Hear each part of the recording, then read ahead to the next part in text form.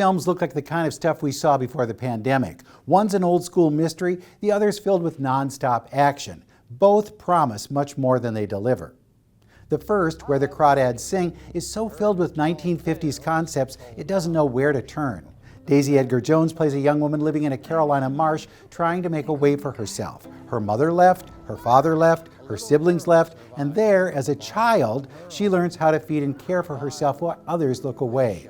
They call her the Marsh Girl, and no one seems to bother until a typical frat boy turns up dead somewhere near her home. Immediately, she's considered a suspect. While the trial unfolds, director Olivia Newman looks back on young Kaya's life, and it's a brutal one.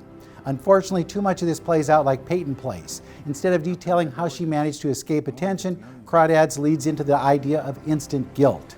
In flashbacks, we discover she had a boyfriend who was as interested in nature as she was. They bonded over the plants and animals that surrounded her, and surely it seemed like they were headed to the altar. He went off to school, however, and she turned inward. There's a relationship with the dead boy, but Newman doesn't fill in blanks until Crawdads turns into another version of To Kill a Mockingbird. Then, as David Strathairn tries to get at the heart of the situation in the courtroom, we get details. But this is definitely a case of too little, too late. The ending falls short of the beginning, leaving the audience with way too many questions. Conversely, The Gray Man spells out a little too much. Because the Russo brothers have stuffed the film with action, lots of action, they don't want to waste time with a script that isn't self-aware or in many instances snarky. The sharper lines belong to Chris Evans, who plays a CIA operative who's out to kill a former colleague, played by Ryan Gosling. Gosling's a target because he has uncovered dark secrets about the agency. The two go on a cat and mouse chase that often winds up with every explosion known to Hollywood.